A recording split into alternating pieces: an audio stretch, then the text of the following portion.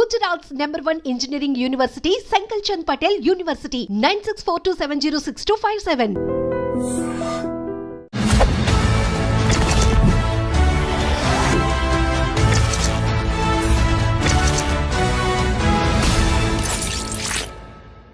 అందరికీ నమస్కారం. నేను Swaroopa Potlapalli. Welcome to I dream.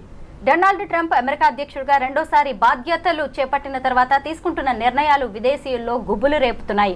ప్రస్తుతం నాతో పాటు American studies expert Kannaganti Ramesh గారు ఉన్నారు. ఆయనతో మాట్లాడి వీసాలకు సంబంధించిన అనేక అప్డేట్స్ తెలుసుకుందాం. నమస్తే రమేష్ గారు. నమస్తే అండి. అనుకున్నట్టే అవుతోందండి. ఇంకా ట్రంప్ వచ్చాడంటే ఖచ్చితంగా వీసాల మీద అనేక రకాలైన డెసిషన్స్ తీసుకుంటారు అని అందరూ అనుకుంటూనే ఉన్నారు.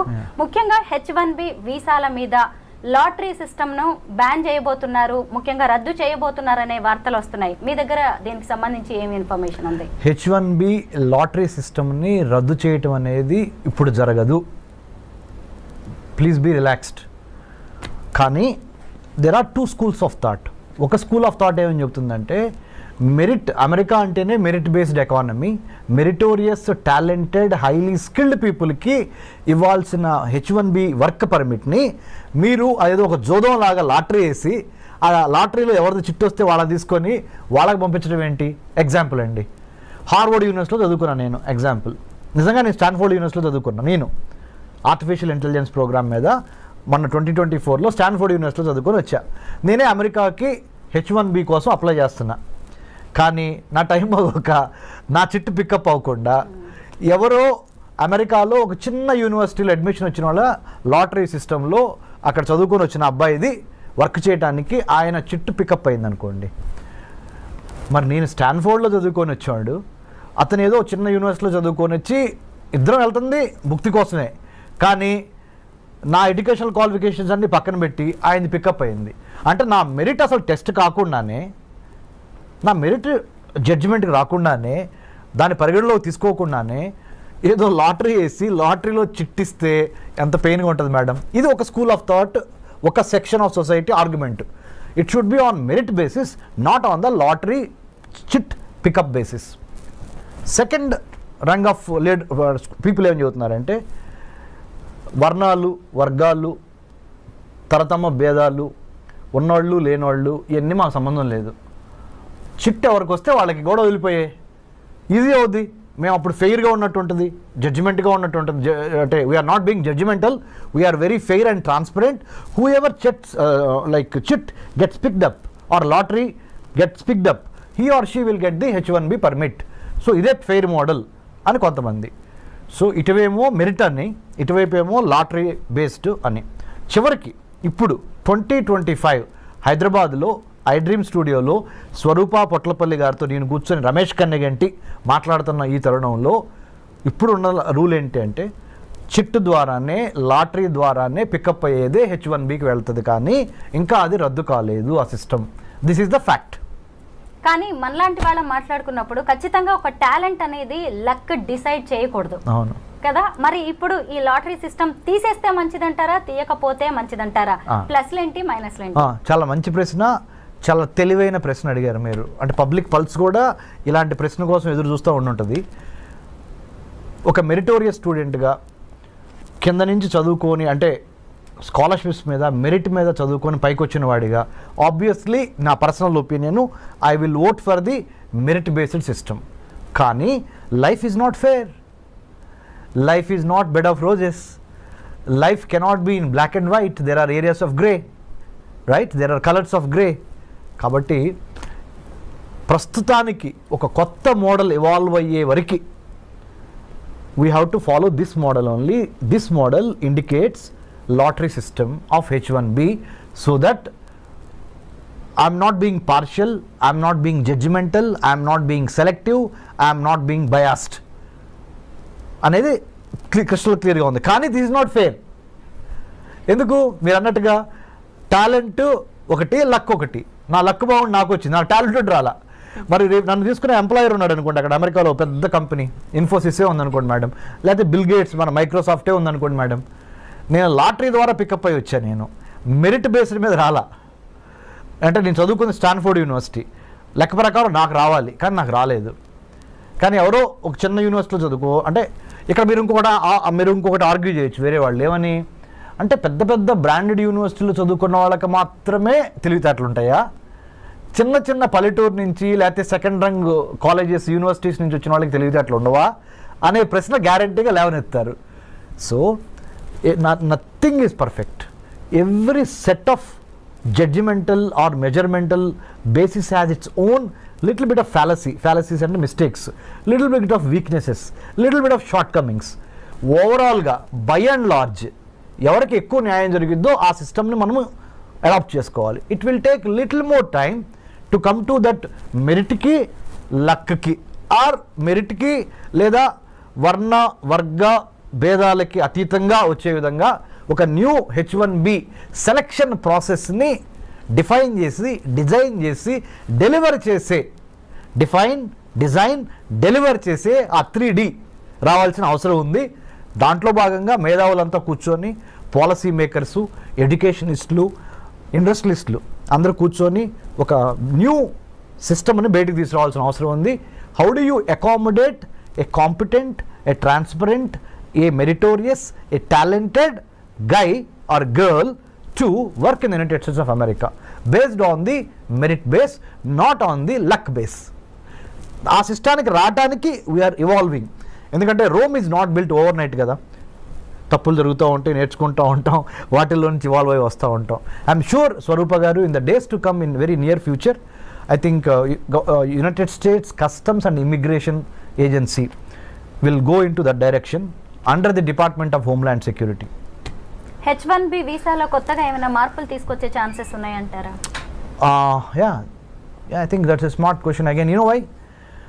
Given the Immigration and Customs Enforcement Agency, given the United States Customs and Immigration Office, given the new geopolitical geostrategic realities of Russia Ukraine on the one hand, Israel Palestine on the other hand, North Korea South Korea, China Taiwan, ఇవన్నీ global flash points, గొడవలు జరుగుతున్నాయి, యుద్ధాలు జరుగుతున్నాయి. వీటన్నిటికీ తోడుగా post COVID-19 world ఆర్డర్లో Covid తర్వాత వచ్చిన ప్రపంచంలో రాజకీయ, ఆర్థిక, సామాజిక, సాంఘిక పరమైన మార్పులు ప్రస్ఫుటంగా కనపడుతున్నాయి. ఆర్థికంగా అమెరికా కుదేలవుతున్న దశ ఇది. For your kind information, America ఆర్థిక బలాలన్నీ వీగిపోతున్నాయి. The economic tremors, the political tremors, the technological tremors are really shifting the pendulum in the other direction. Asia ప్రాంతంలో ఉన్న చైనా వైపుకి ప్రపంచ ఆర్థిక, రాజకీయ, వర్తక, వాణిజ్య, వ్యాపార సంబంధాలు చైనా వైపుకి ఇన్ ఫేవర్గా పవనాలు ఇటు మూవ్ అవుతున్నాయి. మంచికో చెడుకో we have to wait and see. But having known this fact, United States of America has got a wake up call. అందుకని మన ట్రంప్ గారు కూడా అన్నారు, hey it's a wake up call from China, People's Republic of China. You know what is it? DeepSeek R1 అనే ఒక కొత్త AI మోడల్ని, chat bot ఇప్పుడు ఏదైతే ఉందో చాట్ GPT లాంటి ఒక మోడల్, కొన్ని $1 బిలియన్ ఖర్చు పెట్టి చాట్ GPTని మనం తయారు చేస్తే, అలాంటి దాన్ని DeepSeek R1 అనే ఒక మోడల్ని చైనా వాడు $5.5 మిలియన్ తయారు చేశాడు. మనమేమో దాని మీద 100 కోట్లు 1000 కోట్లు ఖర్చు పెడుతున్నాం.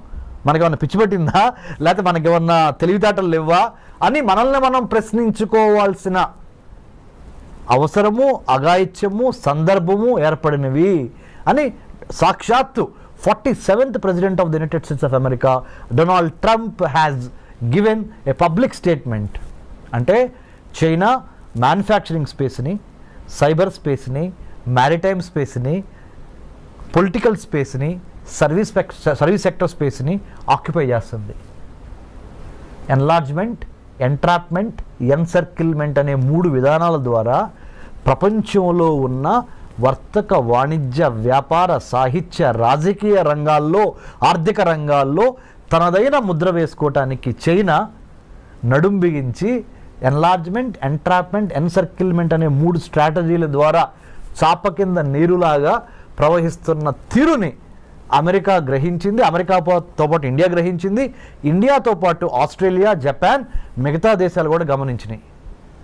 ఈ 4 దేశాల పేర్లు ఎందుకు ప్రస్ఫుటంగా ప్రస్తావించానంటే మేడం గారు, స్వరూప గారు, India, Australia, Japan, United states ఈ 4 కలిపి ఈ చైనాని ఎదుర్కోవడానికి క్వాడ్గా ఏర్పడింది. QUAD అంటే 4 చతురస్రాకారంలో ఈ 4 దేశాలు ఈ చైనా ఎదుర్కోవటం కోసం ఇందాక మీకు చెప్పాను spaces, manufacturing space, cyber space, maritime space, service sector space and political space, వీటిని కాపాడుకోవాలి దీని నుంచి, చైనా నుంచి అని ఈ 4 దేశాలు జతగట్టినాయి. వీటితో పాటుగా భారత్ అంటే వీటిలో ఒకటైన భారత్ ఇటు బ్రిక్స్ని మేనేజ్ చేయాలి. Brazil, Russia, India, China, south ఆఫ్రికాలోనూ భారత్ ఉంది. ఇటు క్వాడ్ అంటే Australia, Japan, India, United States, ఇక్కడ కూడా ఇండియా ఉంది, ఇక్కడ కూడా ఇండియా ఉంది. మరి వీళ్ళతోనూ వెళ్ళాలి, వీళ్ళతోనూ వెళ్ళాలి. ఇద్దరితో కలిసి వెళ్ళి తన యొక్క రాజ్య ప్రయోజనాల్ని ఎలా కాపాడుకోవాలనే రాజకీయ దౌత్యపరమైన చదరంగంలో భారత్ చాలా స్మార్ట్గా తన పావుల్ని కదపాలి. ఇంత దీనికి ఒక బ్యాక్గ్రౌండ్ ఉంది ప్రపంచ రాజకీయాల్లో.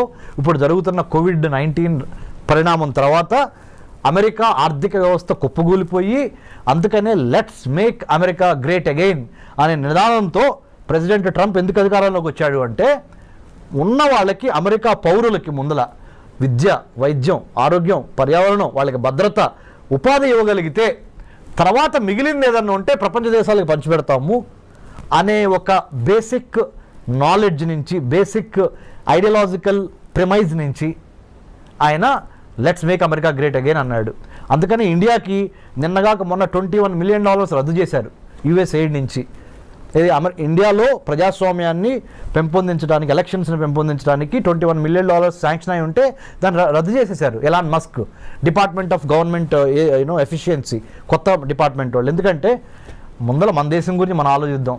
అది అమెరికా, అది భారత్ కానీ, నేపాల్ కానీ, బంగ్లాదేశ్ కానీ, ఏ దేశమైనా మనకెందుకయ్యా, America first, let's make America great again అనే నిదానంతో ట్రంప్ ఉన్నాడు. కాబట్టి దీనికి ఎంత బ్యాక్గ్రౌండ్ ఉంది. ఐ డ్రీమ్ ద్వారా, మీ ద్వారా, you are such a senior journalist with so much of hard work that you have put in the capital of India and elsewhere in the country. So my humble appeal to I dream viewers is, అర్థం చేసుకోండి, America యొక్క ఆర్థిక వ్యవస్థ పరిస్థితి బాగోలేదు. China చాలా తెలివిగా, చాలా స్పీడ్గా, చాలా సర్ప్రైజ్ ఎలిమెంట్స్తో అమెరికాని కొట్టడానికి ఆర్థికంగా, రాజకీయంగా, సాంకేతిక పరంగా ప్రతి అంశంలోనూ, ప్రతి డిపార్ట్మెంట్లోనూ అమెరికాని శాసించే విధంగా చైనా ఎదుగుతున్నది.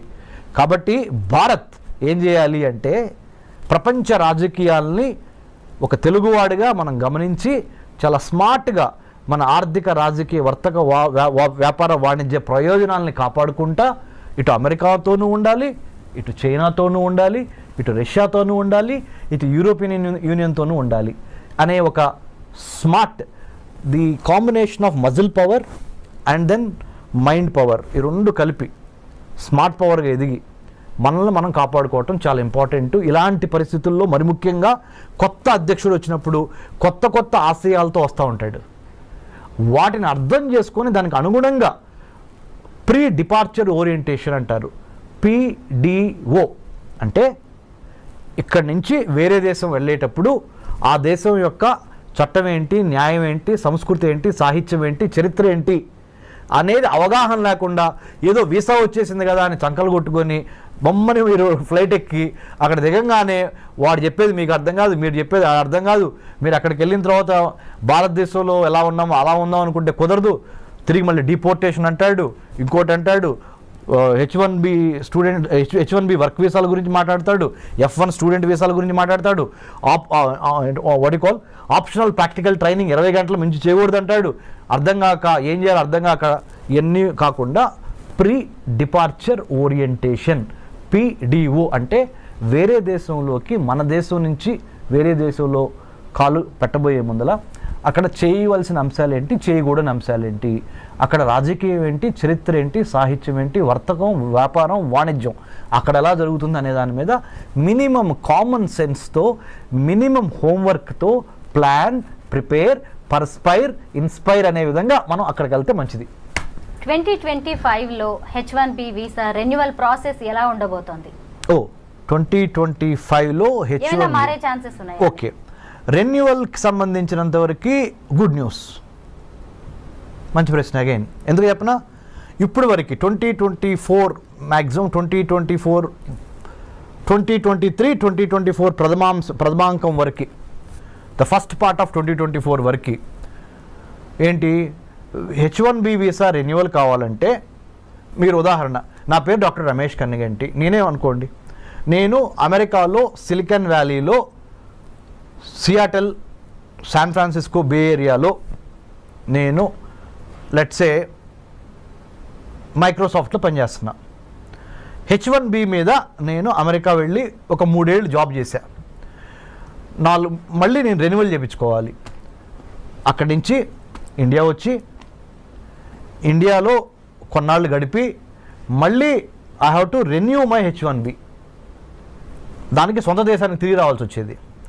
అప్పుడు నేను అక్కడ ఆ ఎంప్లాయర్కి నేను ఎంప్లాయీ, ఆయన ఎంప్లాయర్, నాకు ఉద్యోగం ఇచ్చిన ఆయన, నేను ఉద్యోగం చేస్తున్నానండి. మా ఇద్దరికి మధ్య కొంత కమ్యూనికేషన్ కావాలి, మళ్ళీ మీ ఇద్దరు అడ్జస్ట్ అవ్వాలి. నిన్నటి వరకు అక్కడ జాబ్ చేస్తా, ఒకేసారి మళ్ళీ ఇండియా వచ్చి ఇండియాలో మళ్ళీ ఫుడ్, క్లైమేట్ ఇవన్నీ అడ్జస్ట్ అయ్యి మళ్ళీ ఇక్కడి నుంచి మళ్ళీ అదే జాబ్కి వెళ్ళేటప్పటికి కొంత టైం పట్టేది. సో ఇదంతా ఎందుకు టైం వేస్ట్ బ్యాచ్ అని ప్రధానమంత్రి మోడీ గారు ఎప్పటి నుంచో అమెరికన్ ప్రెసిడెంట్ బైడెన్ని అడిగారు, ఇప్పుడు ట్రంప్ గారిని మొన్న కూడా అడిగారు, మీరు H1B రెన్యువల్ అమెరికాలోనే ఉండి మా భారతీయులకి రెన్యూ చేసుకునే అవకాశం ఇవ్వండి అనగానే వాళ్ళు ఒప్పుకున్నారు. ఇప్పుడు now they are going to give us the chance to renew our H1B by being in the United States of America.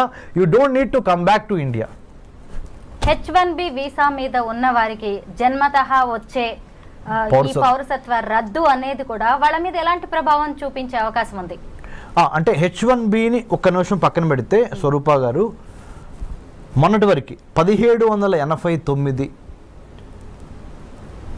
George Washington ప్రథమ American president, 47th president of the United States of America Donald Trump ప్రమాణ స్వీకారం ముందల వరకు, అంటే జనవరి 2025 జనవరి 20 వరకు ఏంటంటే, ఆ దేశంలో కనుక ఒక ప్రెగ్నెంట్ లేడీ జన్మనిస్తే ఆటోమేటిక్గా అబ్బాయికి కానీ అమ్మాయికి కానీ ఆ అమెరికన్ పౌరసత్వం వచ్చేసేది. కానీ ట్రంప్ ఏం చేశాడు, అమెరికన్ పౌరసత్వం ఇవ్వటం ఈజీ, కానీ పౌరసత్వం ఇచ్చిన తర్వాత బెనిఫిట్స్ కూడా ఇవ్వాల్సి వస్తున్నాయి. ఆ బెనిఫిట్స్కి అయ్యే డబ్బులు ఖర్చు ఎంత అవుద్ది అంటే, when you are pregnant, you are coming and delivering a baby in my country, that is United States of America. The moment your baby is born on this land, he or she becomes a American citizen కదా. మరి American సిటిజన్ని మళ్ళీ protect చేసుకోవాల్సిన బాధ్యత ఎవరిది? నాదే కదా, అంటే being the American president. So దానికి అయ్యే ఖర్చు ఎంత, దానికి అయ్యే నా బరువు ఎంత, బాధ్యత ఎంత అని వాళ్ళు బేరీజ్ చేసుకొని, ఎందుకంటే ఆయన బిజినెస్ మ్యాన్ కదా, బేరీజ్ వేసుకొని నా వల్ల కాదు బాబు, ఇక నుంచి ఏం చేద్దామంటే అమెరికాలో వచ్చి అమెరికన్లో డెలివరీ అయిన ఏ బేబీకైనా 2-3 కండిషన్స్ పెడుతున్నా. తండ్రి కానీ తల్లి కానీ పౌరసత్వం అయినా అయి ఉండాలి, లేదా గ్రీన్ కార్డ్ అయినా అయి ఉండాలి, లేకపోతే మీకు మీ అబ్బాయికి కానీ అమ్మాయికి కానీ నేను ఇక్కడ పౌరసత్వం ఇవ్వలేను. మీరు ఏదో విజిటర్ వీసా మీద వచ్చి, స్టూడెంట్ వీసా మీద వచ్చి, J1 వీసా మీద వచ్చి, L1 మీద వచ్చి, M1 వీసా మీద వచ్చి ఇక్కడ మీరు మీ అబ్బాయి అమ్మాయి ఇక్కడ పుడితే మొన్నటి వరకు అయితే చెల్లింది పౌరసత్వం వచ్చేది, ఇప్పుడు నా వల్ల కాదు. Because America doesn't have that kind of money or that kind of wherewithal to protect your child, because I have to give you all the American సిటిజన్షిప్కి ఉన్న బెనిఫిట్స్ అన్ని ఇవ్వాల్సి వస్తుంది. I'm not in a position for the time being. రేపొద్దున వేరే president వచ్చిన తర్వాత, president ట్రంప్కి ఇది సెకండ్ టర్మ్, ఫైనల్ టర్మ్, రేపొద్దున వేరే ప్రెసిడెంట్ వచ్చిన తర్వాత ఆయన మారిస్తే నాకు సంబంధం లేదు. నేను దిగిపోయే వరకు, అంటే 2025 నుంచి అనదర్ 4 years 2029 వరకు నేను మట్టికి మీకు అమెరికా పౌరసత్వం ఇవ్వలేను. బర్త్ రైట్ సిటిజన్షిప్ అనేది మీ బర్త్ రైట్ అని మొన్నటి వరకు అన్నారు కదా, అది ఇప్పుడు కాదు. మీకు బర్త్ రైట్ కావాలి, సిటిజన్షిప్ కావాలి అంటే అమెరికాలో కొన్ని కండిషన్స్ ఉన్నాయి. కండిషన్ నెంబర్ 1, భార్యాభర్తల్లో ఒకళ్ళకి పౌరులై ఉండాలి, అమెరికా పౌరులు. రెండో కండిషన్, కనీసం గ్రీన్ కార్డ్ అయి ఉండాలి. ఈ 2 కండిషన్స్ పెట్టారండి. Thank you so much Ramesh గారు. థ్యాంక్ యూ స్వరూప గారు, థ్యాంక్ యూ వెరీ మచ్.